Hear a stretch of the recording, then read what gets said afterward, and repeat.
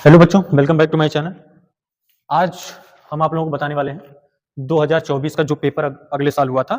ये गणित का पेपर है जो कि सॉल्व करके आपको दिखाएंगे। ठीक है, ये जो पेपर है ये जिस बच्चे का है वो क्लास 10th में था अगले साल।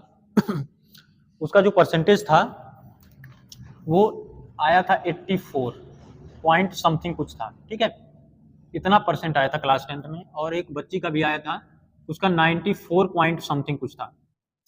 ठीक है, तो देखो तरीका क्या होता है पढ़ाने का। बस वीडियो को आप क्या करना है, लास्ट तक देखते रहो। मेथड हर तरीका आपको बताया जाएगा, हु बहू आपको क्वेश्चन सेम टू सेम मिलेगा एग्जाम में। बस चैनल को आप लोग सब्सक्राइब करें, बेल आइकन को प्रेस करें, एग्जाम तक हमारे साथ लगे रहें। चलो देखो, इसमें देखो आपको पढ़ने के लिए, प्रश्न पत्र पढ़ने के लिए 15 मिनट निर्धारित रहेगा। और पहले वाले ऑप्शन में दिया कि सभी प्रश्न करना जो है अनिवार्य है। कर इस प्रश्न पत्र के अ और ब दो खंड है, जिसमें से कह रहा है खंड अ में 1 के 20 बहुविकल्पी क्वेश्चन मिलेंगे, जिनके उत्तर ओएमआर उत्तर पत्रक पर नीले अथवा काले बाल पॉइंट कलम से सही विकल्प वाले गोले को पूर्ण रूप से काला कर चिन्हित करें। दूसरा कह रहा है कि लास्ट चौथा है, कह रहा है ओएमआर उत्तर पत्रक पर उत्तर अंकित किए जाने के पश्चात उसे नहीं काटें तथा इरेजर व्हाइटनर आदि का प्रयोग न करें। मतलब ओएमआर शीट पर न तो उसको काटें और न ही उस इरेजर का इस्तेमाल करें और न ही व्हाइटनर का इस्तेमाल करें, क्योंकि उसमें क्या होता है फैल जाता है, फिर कंप्यूटराइज तरीके से उसकी चेकिंग होती है, जिसके कारण वो रद्द कर दिया जाएगा आपका। फिर कह रहा है इस खंड में कुल 5 प्रश्न है। प्रत्येक प्रश्न के आरंभ में अस्पष्टता लिख दिया गया है कि उसके कितने खंड आपको करने हैं। तो प्रश्न के अंक उनके सम्मुख अंकित है। प्रथम प्रश्न से आरंभ कीजिए और अंतिम प्रश्न तक करते जाइए। जो प्रश्न न आता हो उस पर समय नष्ट न कीजिए। कर यदि रफ कार्य के लिए स्थान अपेक्षित है तो उत्तर पुस्तिका के बाएं पृष्ठ पर कीजिए और फिर काट दीजिए। कर उस पृष्ठ पर कोई हल न कीजिए। कर रचना के प्रश्नों के हल में रचना रेखाएं न मिटाइए। यदि पूछा गया हो तो रचना के पद संक्षेप में अवश्य लिखें। कर जिन प्रश्नों के हल में चित्र खींचना आवश्यक है उसमें स्वच्छ एवं शुद्ध चित्र अवश्य खींचिए। बिना चित्र के ऐसे हल अपूर्ण और अशुद्ध माने जाएंगे। ठीक, तो खंड अ में जो क्वेश्चन पूछा गया है बहुविकल्पी क्वेश्चन रहेगा खंड अ करके। ठीक है, देखो स्क्रीन पर आपको क्वेश्चन मिल जाएगा, आप वहां से देख सकते हो। हम पढ़ रहे हैं, आप लोग भी वहां से देख सकते हो। कह रहा है यदि 65 और 117 के HCF को 65P माइनस 117 के रूप में व्यक्त किया जाए तो P का मान क्या होगा। मतलब कि पहला क्वेश्चन है। ठीक, इसके 4 ऑप्शन है। पहले में दिया है A 1 दिया है, दूसरा 2 दिया है, तीसरा 3 दिया है, चौथे में 4 दिया है। कह रहा है कि 65 और 117 का जो HCF है वो 65P माइनस 117 के क्या है के रूप में व्यक्त कीजिए, मतलब किया गया है। तो देखो ऐसे बोला है, लेकिन सिंपल सी एक बात समझ लेना, इसका और इसका मौसा निकालना और इसी की इक्वल लिख लेना। कैसे निकलेगा, 117 का पहले निकाल लो। मौसा निकालने का तरीका आपको पता ही है, 3 से कैंसिल अगर करते हैं तो 3 त्रिके 9, 2 बचेगा 27, 3 9 27, फिर 3 से काटेंगे 3 एकम 3, 3 त्रिके 9, ये 13 1 हो जाएगा। ठीक है, 65 को कैंसिल करेंगे तो 5 से पहले करते हैं, 5 एकम 5 कितना हो जाएगा 15, 5 तिहाई 15, 13 से कैंसिल करेंगे 1। अब जो कॉमन होता है दोनों में वही क्या होता है HCF होता है। ठीक है, इसके इक्वल में लिख लेंगे 13। अब इसको उस साइड ट्रांसफर करते हैं तो 65P बराबर अगर 13 लिखें उसको उधर भेजेंगे तो 117 हो जाएगा। इन दोनों को जोड़ेंगे तो 130 होगा, बराबर इधर साइड में लिखेंगे 65P। P बराबर निकालेंगे तो गुणा है, उधर जाएगा भाग हो जाएगा 130 बटा 65। अब 65 दूना के कितना होता है, 65 दूना के 130, तो P का मान आ गया 2, जो कि ऑप्शन नंबर बी जो है करेक्ट है। ठीक है, आगे बढ़ते हैं क्वेश्चन नंबर सेकंड की तरफ।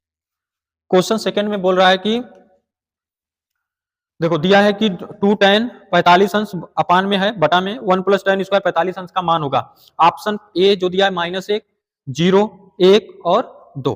तो पहले तो 2 tan 45 अंश है और अपान में 1 प्लस tan स्क्वायर 45 है। ठीक है, पूरा त्रिकोणमिति आपको पढ़ा दिया गया है। आप चाहेंगे तो प्लेलिस्ट में जाएंगे, सारी वीडियो आपको मिल जाएंगे। बाकी ट्रिक के माध्यम से tan 45 अंश का मान कैसे जाने वो भी वीडियो अपलोड है, आप लोग चाहेंगे तो वहां से देख सकते हैं। तो tan 45 अंश का मान अगर हमें याद है तो हम लिख लेंगे tan 45 का मान होता है 1, यहाँ पर लिखेंगे 1 प्लस tan 45 का मान 1 का स्क्वायर कर देंगे, 2 एकम 2 होगा और 1 प्लस कितना हो जाएगा 1 और 2 बटा कितना हो जाएगा 2, 2 से 2 कट जाएगा, आ जाएगा 1। ठीक है, तो ऑप्शन इसका जो होगा सी वाला करेक्ट हो जाएगा। अब बढ़ते हैं तीसरे वाले क्वेश्चन में। तीसरे में कह रहा है कि 15, 18 और 24 का लसन निकालो। तो 15, 18 और 24 का लसन निकालना है। और इसका जो ऑप्शन दिया है वो दिया है 90, 120, 240, 360। इसको पहले 2 से, जो सबसे छोटी अभाज्य संख्या होती है उससे कैंसिल करेंगे। 2 से कटेगा 15 तो कटेगा नहीं, 2 9 18, ये हो जाएगा 12।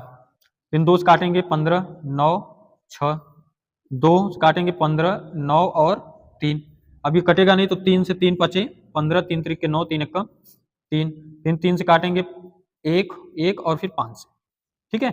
तो 1 1 और 1 इन सबको जो गुणा कर देंगे ना तो लसा आ जाएगा। तो 5 तिहाई 15 तिहाई 45 गुना के 90, 90 गुना के 180, 180 गुना के 360 अंक। तो इसमें जो ऑप्शन नंबर है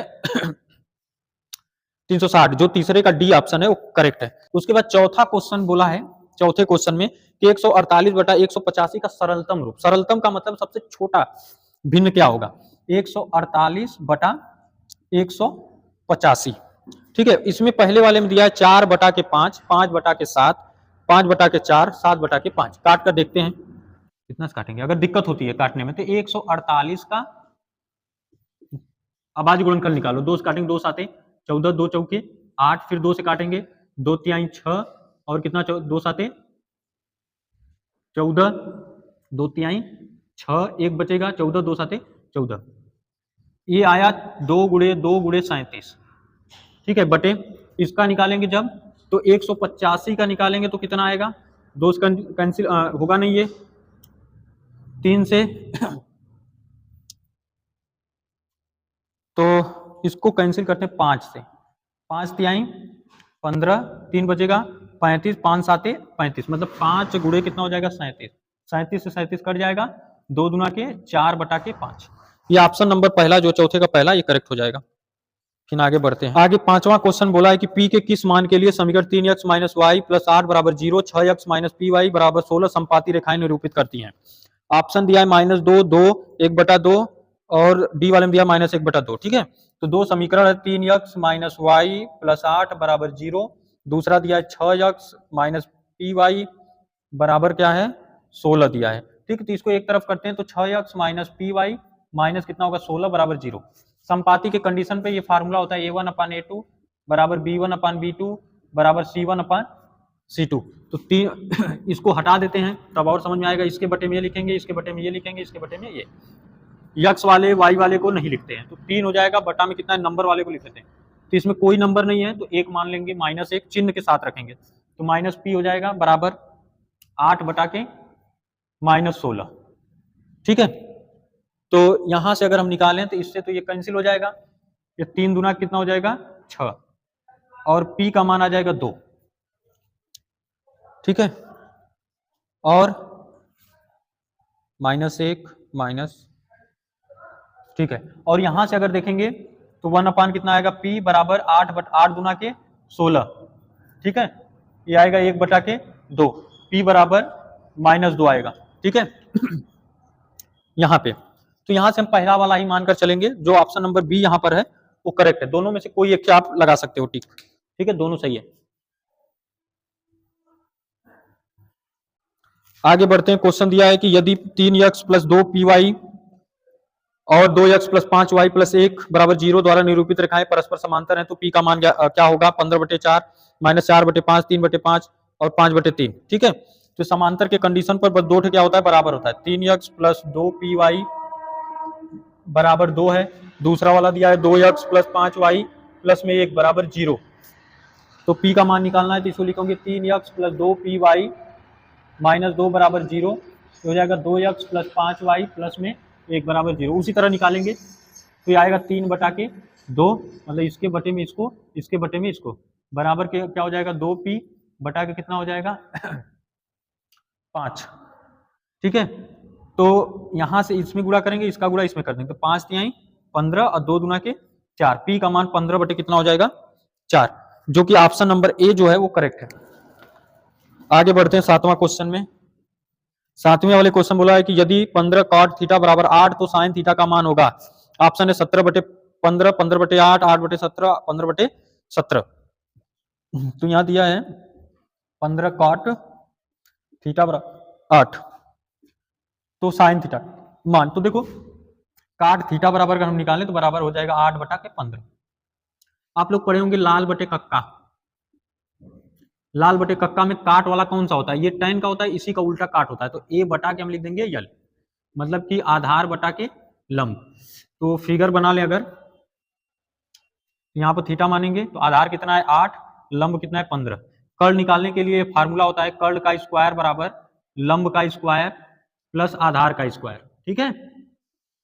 कर्ल कितना है निकालना है, कर्ल का स्क्वायर निकाल लो, बराबर क्या है लंब कितना है 15 का स्क्वायर करेंगे प्लस 8 का स्क्वायर करेंगे, 15 15 होता है 225 प्लस 8 था कि 64, दोनों को जोड़ेंगे तो 9 6 2 8 और ये हो जाएगा 289, 17 का वर्ग होता है 289, ठीक है।